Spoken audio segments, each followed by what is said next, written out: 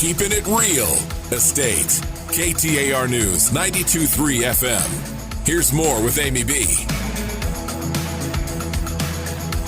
Hello and welcome back to Keeping It Real Estate with Amy B. And Celia. And happy Easter weekend. We hope everybody's having a fantastic time with or the without. Easter Bunny? With or without your families. And the Easter Bunny. So I got my son to dress up as the Easter Bunny last weekend. Oh my gosh. Yes. At your open house. Yes. He was adorable. He did so good and people loved it. They did. Yes. It was something different. I did have to obviously bribe him by paying him. Yes. But it was He's 14. totally worth Absolutely. it. You had to pay him. Yeah. It was totally worth it though. He had a great time and we got lots of pictures. So see, that's what our events are like. Like we get creative. We think outside the box. And you never know what you're going to get with us. Well, you're always going to get a mimosa. For sure. That's for sure. Alcohol will always be there. I promise we do not have any problems. No, but at the same time, I think it makes think clearer. No, I'm just kidding. Well, I haven't had any mimosas today yet, and I'm not thinking so clearly. So I don't know. Maybe it's just the weekend. You're missing it. Alcohol this morning. I am. I'm on withdrawals. Yeah, you are. Well, it's already kind of late, so I'm surprised that you haven't had anything to drink yet. Wow. Yeah. Wow. It is Saturday afternoon. I don't even know what to say. We're just going to move on from that. Yeah, we can move on. Let's move on. Okay, so in studio, we have our favorite property manager and realtor, Mr. Noel Pulanco with HomeQwik. Thank you so much for joining us. Good morning, ladies. Good morning. Okay. Good morning. So, Good afternoon? morning. Yes. Evening? Yes. Whatever Good day morning. it is. I don't even know. I don't know. You guys just made me thirsty. Mimosa is a morning drink. Well, it can be a brunch drink as well. I actually didn't even catch that. I'm like, hi. I think he's still in the morning time. It's okay. Okay. So, I have not, as much as I probably should have, followed what is going on in the rental market right now. Everyone I talked to, their leases were re-signed last year or in the last few months, and they've all gone up. So if you could just take a few minutes and let us know what's going on in the rental market. Sure. So I think most people know that the real estate market as a whole has dramatically changed from where we were at last year. So the biggest thing is, interest rates kind of slowed people's purchasing power and slowed as many people that are able to buy. So we started having a lot more properties sit longer on the market. Some of those are naturally going to turn into rental properties. Mm-hmm.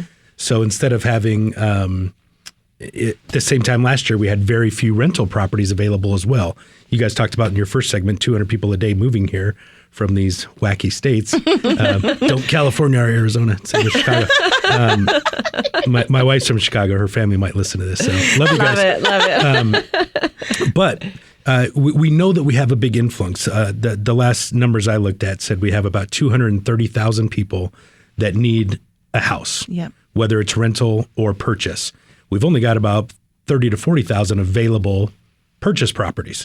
You see the difference? 230,000 people need homes here. Yep. And there's only 30,000 homes available. Right. That just doesn't add up. So the interest rates cooled how people were buying and selling properties a little bit from where we were at this time last year. And the amount of inventory has slowed a little bit and affected the rental market. So there's more rentals available, which means rents are still higher than they've ever been. Guys, I've been doing this 17 years. They're higher than they've ever been.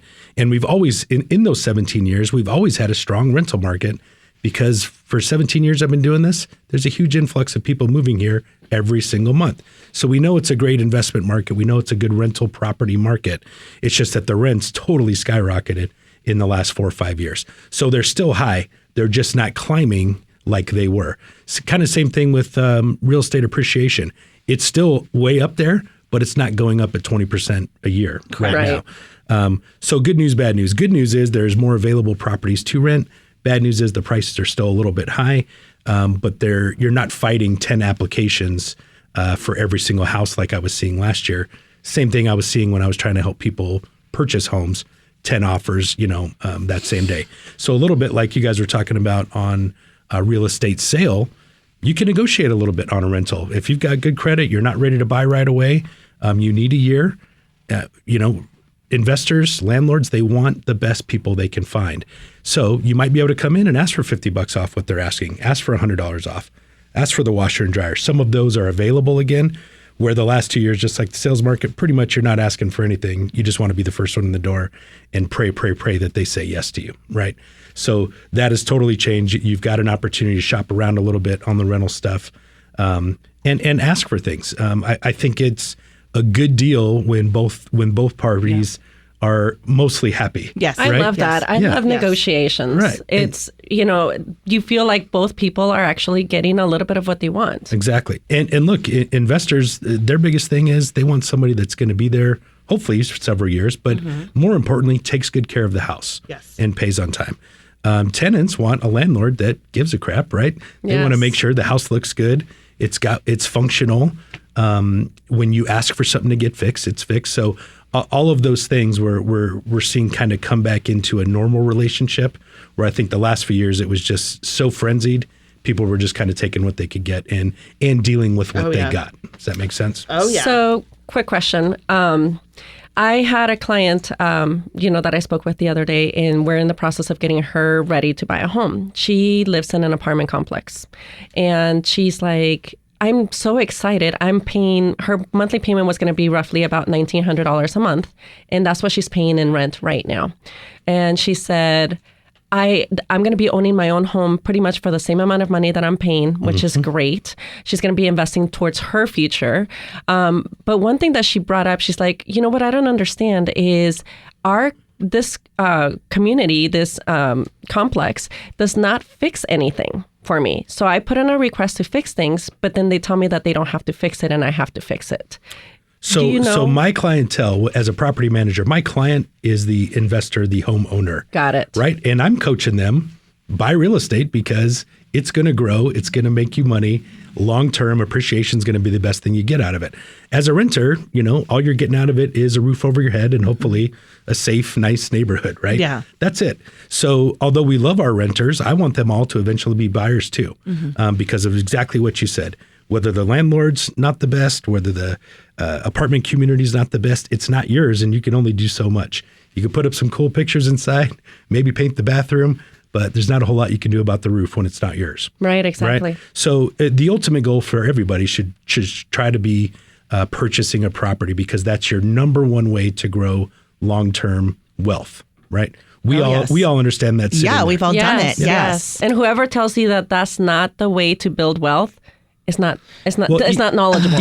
Even if you're comfortable in an apartment style property, great, buy a condo. Condos appreciate too. Yes, they do. And then you can buy and sell, liquidate, you can rent it out, you can do whatever you want once you own it, right? So you don't have to be stuck on just a house. Yes. Buy something as soon as you can. Buy something. So I saw a quote yesterday on Facebook, and I'm not going to say who said it, but it's a very well-known person, but said, if you are broke and have debt, you should never buy a house. Now, I'm going to say from that standpoint, whether it's a rental or whether it's a primary residence, I was 21 years old when I bought my first house. I was broke and I was in debt. Yeah. How do you get out of it? By buying a house. Exactly. That appreciation, I still own that house to this day, but it gave me the net worth in order to continue buying real estate, and I saw the benefit of it. I thought that was the worst advice I've ever seen. So that takes me back to something Celia was saying earlier. You really need a partner in your effort to purchase a property. Having a lender that can help coach you and get you ready to purchase is it's probably your number one partner in there, even maybe more important than the realtor, because they're going to set you up, get you ready to purchase. Any realtor can help you buy a house. The right lender is going to help you get set up for success. Absolutely. And it's like you said, we don't care if you love the apartment, setting, that you still have options of being a homeowner and gaining appreciation. What I hate to see is people like, I never felt the need to buy a house. They're in their 70s and now they're homeless because they're on a fixed income. They never gained equity in a property and they don't have a lot of family to help take care of them. They just never felt it was a priority. And then now they're dealing with the consequences of that. And, I don't care if you buy one property and you own it your whole life, you have couple $100,000. So we'll continue this conversation after the break. If you want to get in contact with Mr. Noel, please text the word CLOSE, CLOSE, to 411-923. Keeping it real estate with Amy B. KTAR News 92.3 FM.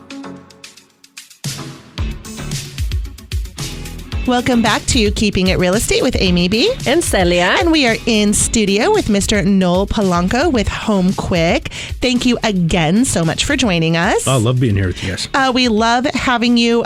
We don't deal with property management very much, obviously, because we're in the purchase side of things. It's so wonderful to have someone to bounce information off of and get stats from. And, you know, if you don't mind, really quickly, can you give us your website if people want to get in touch with you? Yeah, it's HomeQwik, HomeQwik.com. Perfect. Easy enough. And Noel has been licensed for, 20 years. Almost 20 years. I've known you for almost 20 years at this point. Can you believe that? Yeah. Next year will be 20 years that I've known you. Oh my goodness, you guys are definitely dating yourself. That is Time flies. crazy. It really when you're does having fly. fun. Yes. That's crazy. But he has a very large property management team and a very large real estate sales team. So he can help you with any of your property needs. If you're a landlord and you're looking for a great management company that's going to be reasonable and going to really take care of your clients, HomeQwik, I highly, highly, highly recommend. Okay, so Noel, give us some stats if you don't mind. Sure. Obviously, you can make it up.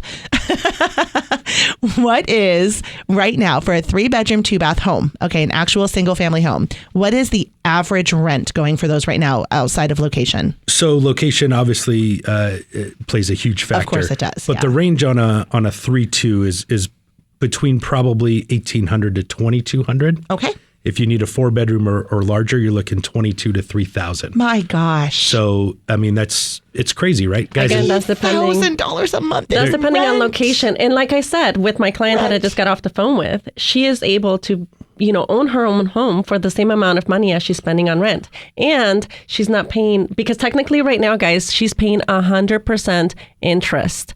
100%. Now she's going to be owning her own home. And like I said, investing towards her future. So I'm so excited about that. There's houses that I sold when I, let's call it back in 05, 06 in Surprise. After the market crashed the first time, we were selling investment houses for $80,000 to $100,000. They used to rent for $850 to $1,000. Right. Those same 3-bedroom, 2-baths are renting for $2,000 now. Yes. Right. So I mean, when it comes up, it's great. So you want to be part of that when it comes up. Yes. You don't want to be stuck as a renter when it comes up that high. And just like you said, you're paying rent and it's going nowhere, right? Look, some people will be renters forever. We love those. Yeah. Our landlords love those. Amy loves I those. love them. Yeah, they're great. Yeah, Amy, you're a landlord. You get Yes. it, right? So, and that's fine. My dad in Colorado rented the same house for 20 years. Finally bought 20 years later, right? So for some people, it's not a fit. They don't get it. Or don't have the desire to. Well, but a big thing is repairs. Yeah. They don't want to be responsible for repairs. Didn't have to do anything. My guess is he had that same carpet in the house for the same 20 years. Yes. Right? Seriously. Yes, So- because why is the landlord going to, make any upgrades to a house that's being rented out? Sure. But look, we love tenants, especially great ones that are going to stay there forever. But I love landlords too, and I want to help them find properties that we can find great tenants for. Yeah. But as a tenant, you're never going to build that generational wealth. Investors get it, and that's why they jump into real estate, because it's one of the most proven long-term ways to build it. But look, they need great rates. They've got to be planning properly, using strategery, right? When they're buying the house, that includes partnering with people like you guys to make sure they're getting the best loan, getting the best deal, putting the right money down, trying to cash flow. All of those things matter. So, how you acquire the property really affects how successful it'll be down the road. Oh, absolutely. So since we're on this topic of great renters, tell us what your new requirements are for choosing. Are you getting still multiple applicants for each rental property? So just like what's happening in the sales market, if it's priced right and fair and in good shape, I'm still renting it in a week to 2 weeks.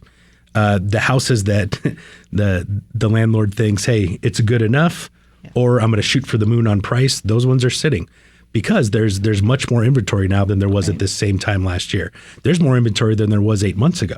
Okay. So when some of these VRBOs are turning into long-term rentals, because that market's starting to soften a little bit. The sales market softened a little bit, as we all know. So some of those became rental properties as well. So you've got more competition. You can't just put an average house up and then ask for the highest rent in the neighborhood. It's got to look great, and it's got to be priced fair. If you sit on the market for 30 days, how much rent did you just lose? Exactly. You lost a whole month. It's going to take you a whole year, almost 2 years to make that up, instead of just lowering your price by $100. Yes. $100 a month is $1,200 on the year. When you're chasing $2,400 in rent, it's like common sense, but sometimes people just don't get it. You're shooting for the moon on price where you could rent it in a week or a month. You take your pick, right? Does it need new carpets, or can I clean them? Is it going to sit there longer if I don't just knuckle down and pay for the new carpet and then write it off on my taxes? So those are decisions you have to make as an investor right now to attract the best renters. Renters have options. They don't have to take your okay house that's price tag. I love that so much right now. If you want the best tenant, give them the best house at the best deal. Yeah. It doesn't take a genius to figure that out. It doesn't take 17 years to give that advice. It's common sense, but you'd be amazed at how many people don't understand it. Yeah. Well, it's funny because I think that people still think, landlords still believe that they're like how it was a year or so ago. They're watching Zillow. Don't look at Zillow. Oh my goodness, yes. But landlords didn't have to change the carpet, do paint or anything. Like they were just putting it on the market. It was the same as the sales. Yeah, exactly. If you had I could have rented a refrigerator box a year and a half ago. a box in the backyard. Yep, and I could have sold one as long as it was sitting on land that they could own. Exactly. Right? You could have sold anything. But the market has definitely taken a little bit of a shift. Absolutely. And now landlords and sellers do have to, change a little bit. It's like we talked about in the last segment. I think there's a good compromise means probably a good relationship. Yes, for sure. You give them a good product at a good price, and then those people will take care of it. Absolutely. They appreciate it. They love a good landlord and a good management company that they can actually communicate with and not be treated like just a number, I guess, is the nicest way I can say it. Well, one of the biggest shifts we made last year was really we wanted to become more tenant focused and give them some benefits. One of the things that we're doing that hardly any property manager is doing is we're actually reporting on-time rents to their credit. Oh, that's awesome. We want to build home buyers eventually, even if they buy the house that they're in. I've probably done 30 sales in 17 years where the tenant bought the house that they've been renting for a few years. But now we've got a better way to help them achieve that by reporting their on-time payments to credit. That's awesome. Okay, so and you probably have some because you said they're converting their VRBOs to long-term rentals. Eventually, they might want to convert that to a sale. So, there might be an opportunity for someone to come to HomeQwik, do a rental agreement and get their stuff together and then possibly purchase that home in the future if the seller is willing. Yeah. Look, as a real estate investor, you never realize your appreciation until you sell. Yes. So you got to liquidate at some point, right? So like I said, I've probably done 20 to 30 of these over the last 17 years where the landlord is finally like, yeah, I'm willing to sell if they want to buy, or the tenant will approach us, we'll approach the landlord. Look, if they're a smart investor, if it's a good deal, sell it and upgrade and let's go get a new one. Yeah, definitely. Or turn that appreciation into 2 properes. Leverage it by financing with a great lender like Amy and Celia can offer. Thank you. And we didn't pay him to say that. So, and it's never too early to start the process at all. Like I would love, if you're thinking about buying within the next year or two, please reach out to us so we can go ahead and start putting a plan together. Like, like I just said, it's never too late or too early to start the process. It does get to be too late when you're less than 30 days out. And sometimes we just cannot make miracles happen if you haven't done anything to prepare to purchase. Yes. In those cases, it's probably too late. But otherwise, we want to talk to you whenever you think you're ready to start looking at this option because it actually is easier. Honestly, it's easier in a lot of cases to purchase versus renting. And we don't have time to get into that right now, so we'll talk about it after the break. But there are, in some cases, less requirements to purchase versus rent.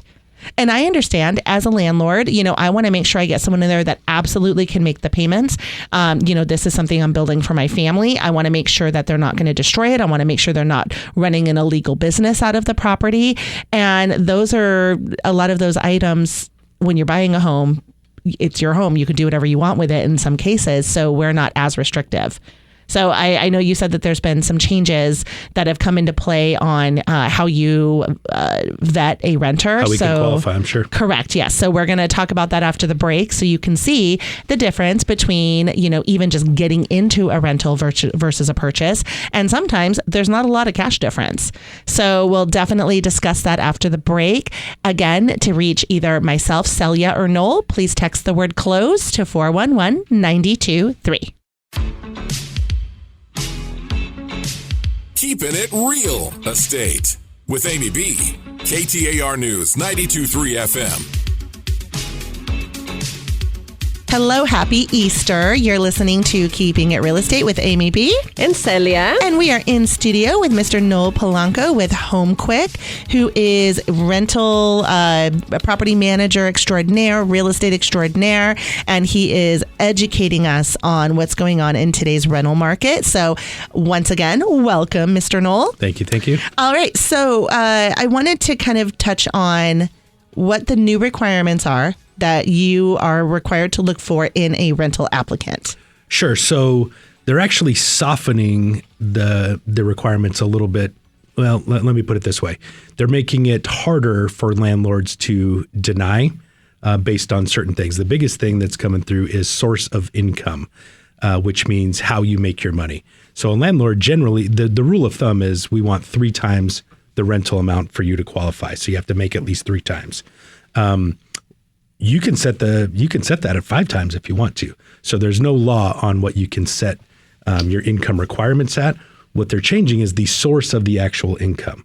So some landlords may not like rental assistance programs like Section 8, some of those types of things. You can no longer say no just because of that.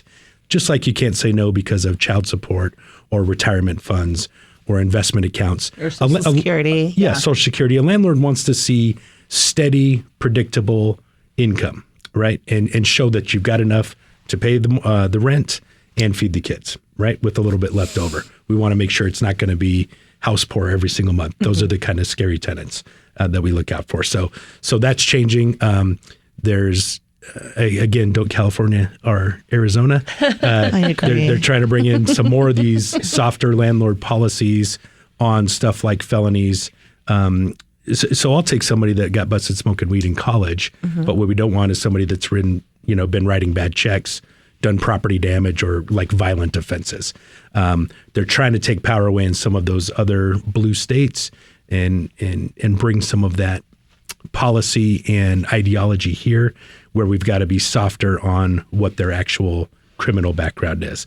When you're buying a house, we don't really care what you did on the criminal side, as long as you made the money, right? So we can do your loan if you are recently out of prison. Yeah. So we don't care. So it can definitely be much harder to qualify for a rental property, depending on what you're looking at, because we're looking at a lot more things, including personality. Me as a property manager, if you want to rent one of our houses, I represent the owner. I don't represent the tenant.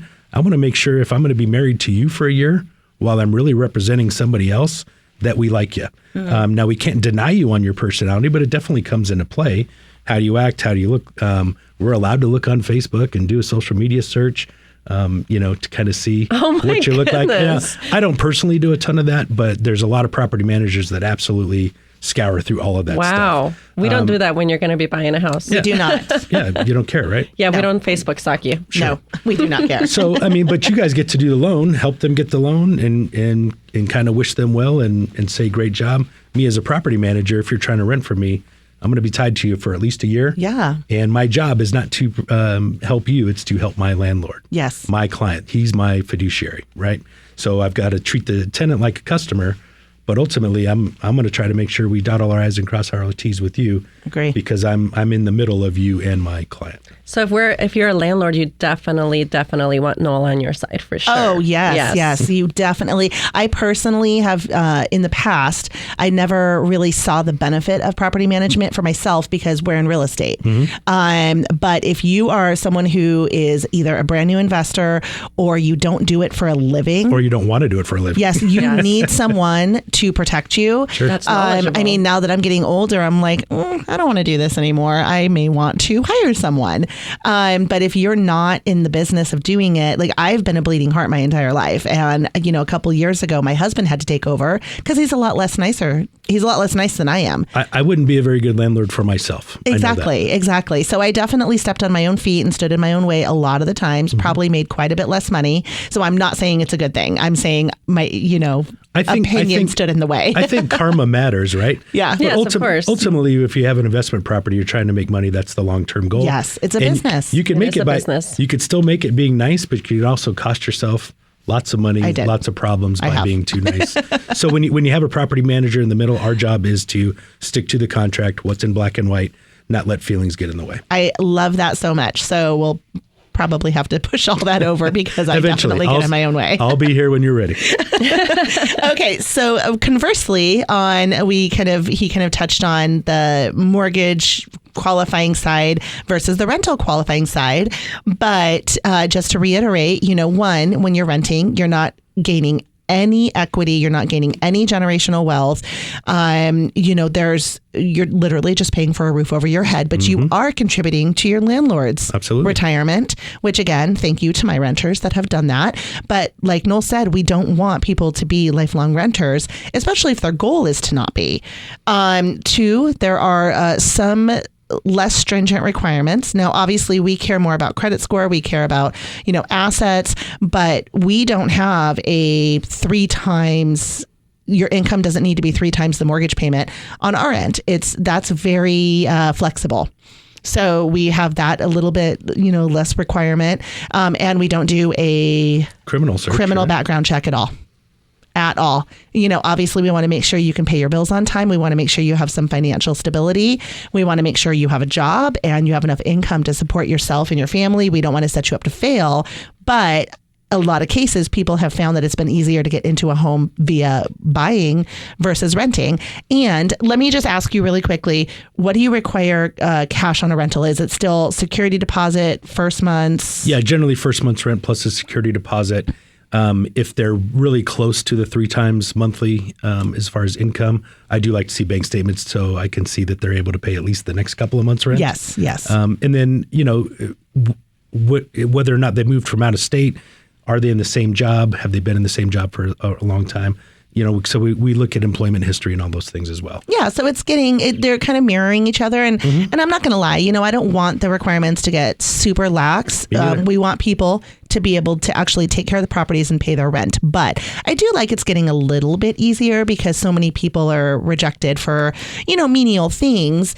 But we'd rather you be market. owners as well. It depends on the market too. So again, if you're renting and you're counting on being able to rent a house, if the market is crazy like it was the last 2 years, you're 1 in line of 10.